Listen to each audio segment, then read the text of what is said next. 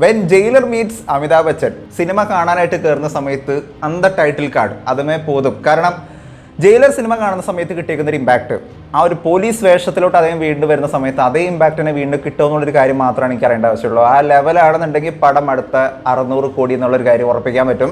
പക്ഷേ ഞാൻ ഏറ്റവും കൂടുതൽ കാത്തിരിക്കുന്ന ഒരാളെന്ന് പറയുന്നത് ഈ സിനിമയിൽ വരാൻ പോകുന്ന പ്രധാനപ്പെട്ട ആന്റഗണിസ്റ്റാണ്, അല്ലെങ്കിൽ വില്ലൻ എന്ന് വേണമെങ്കിൽ പറയാം, അല്ലെങ്കിൽ അദ്ദേഹത്തിൻ്റെ നായകൻ എന്ന് വേണമെങ്കിൽ പറയാം. കാരണം നിങ്ങൾ ഇദ്ദേഹത്തിൻ്റെ ബദ്ല എന്ന് പറയുന്ന ഒരു സിനിമ കണ്ടിട്ടില്ലെങ്കിൽ പോലും നിങ്ങൾ ജസ്റ്റ് ഒന്ന് കയറിയിട്ട് ഗൂഗിൾ ചെയ്ത് നോക്കുകയാണെന്നുണ്ടെങ്കിൽ ബദ്ല എന്ന് പറയുന്ന ഒരു മൂവി കാണാനായിട്ട് പറ്റും. അതിൻ്റെ റേറ്റിംഗ് ഒന്ന് വെറുതെ ഒന്ന് കയറി നോക്കാം. പറ്റുവച്ച സമയം ഉണ്ടെന്നുണ്ടെങ്കിൽ നിങ്ങളൊന്ന് കണ്ടു നോക്കുക. അമിതാഭ് ബച്ചനാണ് ആ ഒരു ക്യാരക്ടർ ചെയ്തേക്കുന്നത്. ഒരു അഡ്വക്കേറ്റ് കൈൻഡ് ഓഫ് ഒരു പടമാണ്, ഒരു പക്കാ ത്രില്ലിംഗ് ആയിട്ട് പോകുന്നൊരു പടമാണ്. പടം ഇങ്ങനെ പോകുന്ന സമയത്ത് നമ്മൾ ഇദ്ദേഹത്തിൻ്റെ ഒരു ഫാനായി മാറും. അതായത് അമിതാഭ് ബച്ചൻ്റെ ഫാനായിട്ട് മാറാനായിട്ട് ഇതിൻ്റെ അപ്പുറത്തോട്ട് വേറൊന്നും വേണ്ട എന്ന് പറയുന്ന തരത്തിലുള്ള ഒരു പെർഫോമൻസ് ആണ് ബദ്ല സിനിമയിൽ അദ്ദേഹം കാഴ്ചവെച്ചേക്കുന്നത്. അദ്ദേഹം ഈ സിനിമയിൽ വീണ്ടും ഒരു അഡ്വക്കേറ്റായിട്ട് വരുന്ന സമയത്ത് ജയിലർ ഒരു വൈബിൽ രജനികാന്ത് ഒരു സൈഡിൽ നിന്നുകൊണ്ട് ആൾക്കാരെ ഇങ്ങനെ ഹണ്ട് ചെയ്ത് തീർക്കുന്ന സമയത്ത്, പട്ടാന്ന് വെടി വെച്ചുകൊണ്ടിരിക്കുന്ന സമയത്ത്, വില്ലന്മാരെ തീർത്തുകൊണ്ടിരിക്കുന്ന സമയത്ത് തൊട്ട് ഓപ്പോസിറ്റായിട്ട് ഇതിനെ ബാധിക്കാനായിട്ട് ഒരു അഡ്വക്കേറ്റ് എന്നുള്ള രീതിക്ക് അമിതാഭ് ബച്ചൻ വരാണെന്നുണ്ടെങ്കിൽ അത് എന്തായിരിക്കും ആ ഒരു കോമ്പിനേഷൻ എന്തായിരിക്കും എന്ന് അറിയാനായിട്ടാണ് ഞാൻ കാത്തിരിക്കുന്നത്. ഫഹദ് ഫാസിലി സിനിമയിലുണ്ട്. ഈ സിനിമയെ കുറിച്ച് പറയുന്നതിന് മുന്നേ അതിൻ്റെ ട്രെയിലർ നമുക്കൊന്ന് ലൈറ്റായിട്ടൊന്ന് ഡീകോഡ് ചെയ്യാം. സിനിമയുടെ ട്രെയിലർ നിങ്ങൾ ഓൾറെഡി കണ്ടിട്ടുണ്ടാവും, അതുകൊണ്ട് തന്നെ അതിവിടെ വെച്ച് ഞാൻ വെറുപ്പിക്കാനായിട്ട് നിൽക്കണില്ല. പക്ഷേ സിനിമയുടെ ട്രെയിലറിനകത്ത് ഒളിഞ്ഞെടുക്കുന്ന ഒരുപാട് ഹിഡൻ ഡീറ്റെയിലുകളുണ്ട്. ഫസ്റ്റ് ഷോട്ടിനെ നമ്മളിവിടെ നോക്കുകയാണെന്നുണ്ടെങ്കിൽ നമുക്കിവിടെ കാണാൻ സാധിക്കുന്ന ഒരു കാര്യം എന്ന് പറയുന്നത് കുറേ ആൾക്കാർ ഇവിടെ നിന്നുകൊണ്ട് പ്രൊട്ടസ്റ്റ് ചെയ്യുന്നൊരു രീതിയാണ് നമുക്കിവിടെ കാണാൻ സാധിക്കുന്നത്.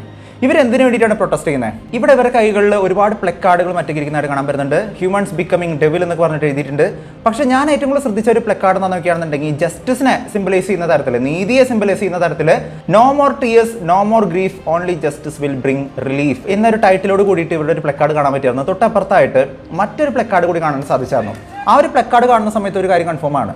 ഇവിടെ സംഭവിച്ചേക്കുന്ന ഒരു ഇൻസിഡൻറ്റ് എന്ന് പറയുന്നത് ഒരു റേപ്പ് ആണെന്നുള്ളൊരു കാര്യമാണ് ഞാൻ പ്രതീക്ഷിക്കുന്നത്. കാരണം ഒരു പെൺകുട്ടിയെ റേപ്പ് ചെയ്തതുമായിട്ട് ബന്ധപ്പെട്ടുകൊണ്ടുള്ളൊരു കഥയാണ്, അല്ലെങ്കിൽ ഒരു റിയൽ ലൈഫിൽ നിന്നും എടുത്തേക്കുന്ന ഒരു ഇൻസിഡൻ്റ് ആണ് ഈ സിനിമയിൽ കാണിക്കാൻ പോകുന്നത് എന്നുള്ളൊരു കാര്യം മുമ്പേ തന്നെ റൂമർ ഉണ്ടായിരുന്നു. ഈ ഇൻസിഡൻറ്റ് എന്താണെന്നുള്ളൊരു കാര്യം നമുക്ക് ഏകദേശം ഒരു പിടികിട്ടി കാണും.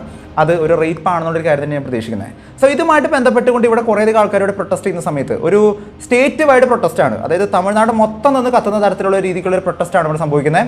ആ ഒരു ചെയ്തേക്കുന്ന വ്യക്തികളെ കണ്ടുപിടിക്കണം എന്ന് പറഞ്ഞുകൊണ്ട് അവിടെയുള്ള ആൾക്കാർ പ്രൊട്ടസ്റ്റ് ചെയ്യുന്ന സമയത്ത് പോലീസ് ഇതുമായിട്ട് ബന്ധപ്പെട്ടുകൊണ്ട് ഇൻവെസ്റ്റിഗേഷൻ ചെയ്യാനായിട്ട് തയ്യാറാവുന്നു. ഈ ഒരു കേസിൻ്റെ പ്രധാനപ്പെട്ട ലൊക്കേഷനായിട്ട് വരാനായിട്ട് ചാൻസ് എന്ന് പറയുന്നത് കന്യാകുമാരിയാണ്.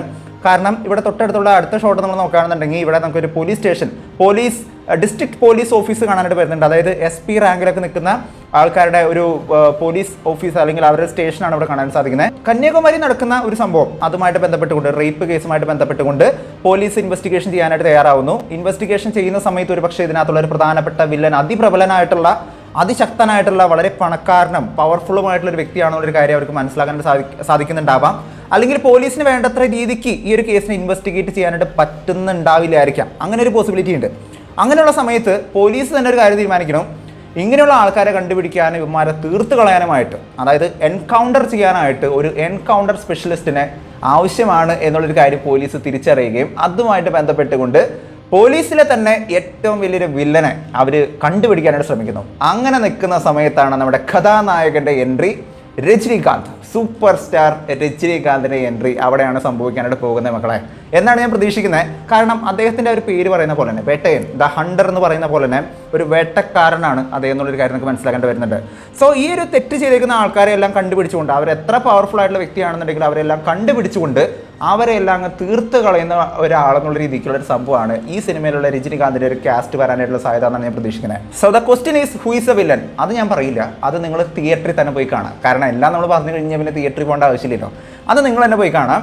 ആരാണ് അതിനകത്ത് വരുന്ന പ്രധാനപ്പെട്ട വില്ലൻ എന്നുള്ളൊരു കാര്യം പറയുന്ന സമയത്ത് അത് നിങ്ങൾ തിയേറ്ററിൽ തന്നെ കണ്ട് എക്സ്പീരിയൻസ് ചെയ്യുക. അപ്പോൾ അവിടെ ഞാനൊരു സസ്പെൻസ് ഇട്ടു, നിങ്ങൾക്ക് തിയേറ്ററിൽ പോയി കാണാനായിട്ടുള്ള സംഭവമായി. ഞാൻ എല്ലാം സ്പോയിൽ ചെയ്തെന്നുള്ളൊരു കാര്യം ഇപ്പോൾ ഇല്ലല്ലോ. അപ്പോൾ നിങ്ങൾക്ക് ഒരു സസ്പെൻസ്, ഒരു സംഭവം കിട്ടിയിട്ടുണ്ട്, പോയി കണ്ടു നോക്കാം എന്ന് പറയുന്നൊരു ഫീലിംഗ് കിട്ടിയിട്ടില്ലേ? അത് തന്നെയാണ് നമ്മുടെ ഒരു ഡീകോഡിങ്ങിൻ്റെ ഉദ്ദേശമായിരുന്നത്. അപ്പോൾ കഥ എങ്ങനെ മുന്നോട്ടേക്ക് പോകുന്ന സമയത്ത് എനിക്ക് സിനിമ കാണുന്ന സമയത്ത് പെട്ടെന്ന് ഓർമ്മ കിട്ടിയൊരു കാര്യം എന്ന് പറയുന്നത് നമ്മുടെ പൃഥ്വിരാജിൻ്റെ ജനഗണമന എന്ന് പറയുന്ന സിനിമയായിരുന്നു.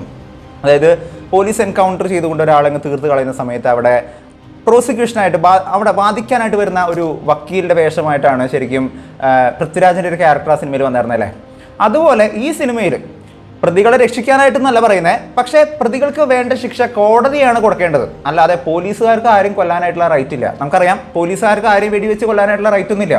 അവർക്ക് അതിനുള്ളൊരു ഓർഡർ കിട്ടിക്കഴിഞ്ഞാൽ മാത്രമാണ്, ഒരു നിയമമുണ്ട്, ആ നിയമത്തിൻ്റെ ആ സംവിധാനത്തിൻ്റെ അണ്ടറിൽ മാത്രമാണ് പോലീസ് ആണെങ്കിലും മറ്റെല്ലാ സംവിധാനങ്ങളും വരുന്നത്. അല്ലാതെ വെറുതെ ഒരാളെ കൊല്ലാനായിട്ടുള്ള റൈറ്റ് അവർക്കില്ല. ഈ കാര്യം മനസ്സിലാക്കി കൊടുക്കാനും ഇങ്ങനെ ആൾക്കാരെ കൊല്ലാതിരിക്കാനുമായിട്ട് അവരെല്ലാം സേവ് ചെയ്യാനായിട്ട് കോടതിയുടെ രീതിയിലൂടെ തന്നെ കാര്യങ്ങൾ പോകണം എന്നുള്ളൊരു കാര്യം പറഞ്ഞ് മനസ്സിലാക്കാനായിട്ടും ആ രീതിക്കുള്ള ഒരു ആക്ഷൻ എടുക്കാൻ വേണ്ടിയിട്ടും ഒരുപക്ഷെ ഈ ഹണ്ടറായിട്ടുള്ള ആളെ കൂട്ടാൻ വേണ്ടിയിട്ടുമായിരിക്കാം. അതായത് നമ്മുടെ രജനികാന്തിൻ്റെ ക്യാരക്ടർ എന്ന് പറഞ്ഞാൽ അത്ര സൂപ്പറായിട്ട് നിൽക്കുന്ന ഒരു ക്യാരക്ടർ, അതുവരെ സൂപ്പറായിട്ട് നിൽക്കുന്ന ഒരു ക്യാരക്ടറിനെ പിടിച്ച് കെട്ടാനായിട്ട് വരുന്ന ഒരു കഥാപാത്രമാണ് യഥാർത്ഥത്തിൽ അമിതാഭ് ബച്ചൻ്റെ ക്യാരക്ടർ എന്നുള്ളൊരു കാര്യം ഞാൻ മനസ്സിലാക്കുന്നത്. കാരണം അദ്ദേഹം ഇവിടെ ജസ്റ്റിസിന് വേണ്ടിയിട്ട് ജസ്റ്റിസിനെ കുറിച്ച് ഒരുപാട് ഡയലോഗുകൾ, justice delayed is justice denied എന്നൊക്കെ പറഞ്ഞുകൊണ്ട് ഒരുപാട് ഡയലോഗുകൾ പറയുന്നുണ്ട്. അതായത് മറ്റൊരാളെ വെടിവെക്കാനായിട്ട് അല്ലെങ്കിൽ അവരെ കൊല്ലാനായിട്ട് ഇവിടെ പോലീസുകാർക്ക് അധികാരമില്ല, നേരെ മറിച്ച് നിയമത്തിൻ്റെ വഴി കൂടെ പോകണം, കോടതിയാണ് ശിക്ഷ വിധിക്കേണ്ടതെന്നുള്ളൊരു കാര്യം പറഞ്ഞുകൊണ്ട് ഒരുപക്ഷെ ഈ സിനിമയിൽ വരുന്ന പ്രധാനപ്പെട്ട വില്ലനെ സേവ് ചെയ്യാനായിട്ട്, അതായത് അയാൾക്ക് വേണ്ടിയിട്ട് വാദിക്കാനായിട്ട് വരുന്നൊരു വക്കീലാവാം, അതല്ലാന്നുണ്ടെങ്കിൽ ഇയാളൊരു പക്ഷേ ഒരാളെ സപ്പോർട്ട് ചെയ്യാനായിട്ട് ആയിരിക്കില്ല, പക്ഷേ ഈ ഹണ്ട് നിർത്താനായിട്ട്, ഈ ഹണ്ടറിൻ്റെ ഹണ്ടിങ് നിർത്താനായിട്ട്, ഈ വേട്ടക്കാരൻ്റെ വേട്ടയാടൽ നിർത്താനായിട്ട് വരുന്ന ഒരു ജസ്റ്റിസുമായിട്ട് വരുന്ന, നീതിയുമായിട്ട് വരുന്ന ഒരു കഥാപാത്രമായിരിക്കാം ഈ അമിതാഭ് ബച്ചൻ്റെ ക്യാരക്ടർ എന്നുള്ളൊരു കാര്യം തന്നെയാണ് നമുക്ക് മനസ്സിലാക്കാൻ സാധിക്കുന്നത്. സോ അങ്ങനെ ഇവർ തമ്മിലുണ്ടാകുന്ന ഒരു കോർക്കൽ, നിയമവും തമ്മിലുള്ള ഒരു കോർക്കൽ അവിടെ സംഭവിക്കുന്ന സമയത്ത് ഉണ്ടാകുന്ന ഒരു സംഭവമാണ്, അല്ലെങ്കിൽ ഒരു കൈൻഡ് ഓഫ് ഒരു ത്രില്ലിംഗ് എലമെൻ്റ് ആണ് ഈ സിനിമയുടെ ഒരു സെക്കൻഡ് ഹാഫിനകത്തൊക്കെ വരാനായിട്ടുള്ള ചാൻസ് ആണ് എനിക്ക് തോന്നുന്നത്. അപ്പോൾ അങ്ങനെയാണ് എനിക്ക് സിനിമ കാണുന്ന സമയത്ത് തോന്നിയത്. സിനിമയിൽ ഞാൻ പ്രതീക്ഷിക്കുന്ന ഒരു കാര്യം എന്താണെന്ന് നോക്കുകയാണെന്നുണ്ടെങ്കിൽ സിനിമയുടെ സ്ക്രിപ്റ്റ് നല്ല രസമായിരിക്കും ഞാൻ പ്രതീക്ഷിക്കണം. കാരണം ഈ സിനിമയിൽ ഒരു എൻകൗണ്ടർ മാത്രം ചെയ്തു പോകുന്ന ഒരു കഥാപാത്രമായിട്ടായിരിക്കില്ല രജനികാന്തിനെ പ്രസൻറ്റ് ചെയ്യാന്നുള്ളൊരു കാര്യം ഞാൻ പ്രതീക്ഷിക്കുന്നത്. നേരെ മറിച്ച് അങ്ങനെ ഒരു മാസ് ക്യാരക്ടറായിട്ടും അല്ലെങ്കിൽ ജസ്റ്റിസിന് വേണ്ടിയിട്ട് ആൾക്കാരെ തട്ടിക്കളയണമെന്ന് ജനങ്ങൾക്ക് ആഗ്രഹമുള്ള വ്യക്തികൾ അങ്ങ് തട്ടിക്കളഞ്ഞുകൊണ്ട് നിൽക്കുന്ന ഒരു വ്യക്തി ഒരു സൈഡിലൂടെ ഇങ്ങനെ ബൂം ചെയ്ത് പോകുന്ന സമയത്തും അയാളെ പിടിച്ചു കെട്ടാനായിട്ട് ഇവിടെ മറ്റൊരു വ്യക്തിയുണ്ട്, അല്ലെങ്കിൽ ഒരു നിയമ സംവിധാനം ഉണ്ടെന്ന് കാണിക്കുന്ന തരത്തിൽ തന്നെയായിരിക്കും അമിതാഭ് ബച്ചൻ്റെ ഒരു എൻട്രി ഈ സിനിമയിൽ ഉണ്ടാകുന്ന കാര്യമാണ് ഞാൻ പ്രതീക്ഷിക്കുന്നത്. ഞാൻ ഭയങ്കരമായിട്ട് എക്സൈറ്റഡ് ആണ്. കാരണം അമിതാഭ് ബച്ചൻ ഒരു വക്കീലായിട്ട് വരുന്ന സമയത്ത് അല്ലെങ്കിൽ ഒരു അഡ്വക്കേറ്റായിട്ട് വരുന്ന സമയത്ത് പട്ടം നിന്ന് കത്താറുണ്ട്, അത് ഒരു സംശയമില്ലാത്ത കാര്യമാണ്. സോ ഈ പടത്തിലും അങ്ങനെയുള്ളൊരു സംഭവം, ഇവർ തമ്മിലുള്ളൊരു ഫേസ് ടു ഫേസ് സംഭവങ്ങൾ ഈ സിനിമയിൽ ഉണ്ടാകുന്നുള്ളൊരു കാര്യം നമുക്ക് പ്രിവ്യൂ കണ്ടപ്പോൾ തന്നെ തോന്നിയതായിരുന്നു. സോ അത്തരത്തിലുള്ള ഫേസ് ടു ഫേസ് സംഭവങ്ങൾ ഈ സിനിമയിൽ ഉണ്ടാകും എന്നുള്ളൊരു കാര്യം തന്നെയാണ് ഞാൻ പ്രതീക്ഷിക്കുന്നത്. എനിവേസ് പേര് പറയുന്ന പോലെ തന്നെ 100% ഒരു പേരിനോട് നീതി പുലർത്തുന്ന തരത്തിലുള്ള ഒരു സിനിമയാണെന്നുള്ളൊരു കാര്യം തന്നെയാണ് ട്രെയിലർ കാണുന്ന സമയത്ത് എനിക്ക് മനസ്സിലാക്കാൻ സാധിച്ചത്. വേട്ട ഇൻ ദ ഹണ്ടർ എന്ന് പറയുന്ന പോലെ തന്നെ പക്കാ വേട്ടക്കാരനായിട്ടുള്ള ഒരു 73-കാരൻ്റെ പ്രകടനമാണ് ഈ സിനിമയിൽ കാണാനായിട്ട് പോകുന്നത് എന്നുള്ളൊരു കാര്യം എനിക്ക് തോന്നുന്നത്. അപ്പോൾ തന്നെ കേരള തമിഴ്നാട് ബോർഡറിൽ നടക്കുന്ന ഒരു സംഭവമാണ് ഈ സിനിമയിൽ നടക്കുന്നത് എന്നുള്ളൊരു കാര്യം പറഞ്ഞായിരുന്നു. സോ കന്യാകുമാരിയാണ് നമ്മുടെ സ്പോട്ട് വന്നേക്കുന്നത്. അതുകൊണ്ട് തന്നെ അവിടെ നടക്കുന്ന ഒരു സംഭവമായിട്ട് ബന്ധപ്പെട്ട് കൊണ്ടുവരുന്ന ഒരു പോലീസ് ഓഫീസർ എന്ന് പറയുന്ന സമയത്ത് നമ്മുടെ കേരളത്തിലുള്ള നമ്മുടെ മനസ്സിലായ സോങ് ഈ സിനിമയിൽ വീണ്ടും ട്രെൻഡ് ആവാനായിട്ടുള്ളൊരു പോസിബിലിറ്റി അവിടെയുണ്ട്. തിയേറ്ററിൽ നിന്ന് ഡപ്പാക്കുത്ത് ഡാൻസ് കളിക്കാനായിട്ടുള്ള വകുപ്പും ഈ സിനിമയിലുണ്ട്. സോ ഒരു എൻ്റർടൈനർ എന്നുള്ള രീതിക്കും ഒപ്പം തന്നെ ഒരു എൻ്റർടൈൻമെൻറ്റ് വിത്ത് നല്ല സ്ക്രിപ്റ്റും നല്ലൊരു മാസീവായിട്ടുള്ള ഒപ്പം തന്നെ ജസ്റ്റിസിന് വേണ്ടിയിട്ട് പോരാടുന്ന അല്ലെങ്കിൽ നീതിക്ക് വേണ്ടി നീതിയെ കാട്ടിത്തരുന്ന ഒരു സിനിമയായിരിക്കും, അല്ലെങ്കിൽ ഒരു പബ്ലിക്കിൽ നടക്കുന്ന ഒരു കാര്യത്തിന് കൃത്യമായിട്ട് എടുത്തു കാണിക്കുന്ന തരത്തിലും ഉള്ളൊരു സിനിമയായിരിക്കും, ഒരു മെസ്സേജ് കൂടിയായിരിക്കും ഈ സിനിമ എന്നുള്ളൊരു കാര്യം തന്നെയാണ് ഞാൻ പ്രതീക്ഷിക്കുന്നത്. നല്ലൊരു എക്സൈറ്റ്മെൻ്റ് ആണ്. എനിക്കിതുവരെ ഒരു മോശം പറയാനായിട്ട് സിനിമയിൽ തോന്നിയില്ല.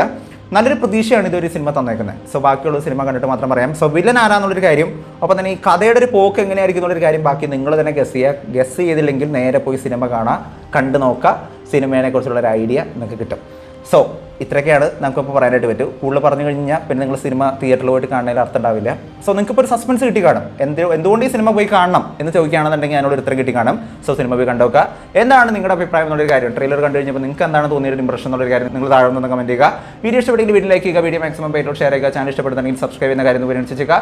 തൊട്ടടുത്തുള്ള ബെല്ലൈക്കൺ കൂടി അമർത്തുകയാണെന്നുണ്ടെങ്കിൽ ലേറ്റസ്റ്റ് ആയിട്ട് വരുന്ന വീഡിയോയുടെ അപ്ഡേറ്റുകളെല്ലാം കൂടെ ലഭിക്കുന്നതായിരിക്കും. മറ്റൊരു വീഡിയോ ആയിട്ട് വീണ്ടും വരുന്നവരെ ഇറ്റ്സ് മീ ടോണാൾസ് ബാസ് സൈനിങ് ഔട്ട്. ബൈ.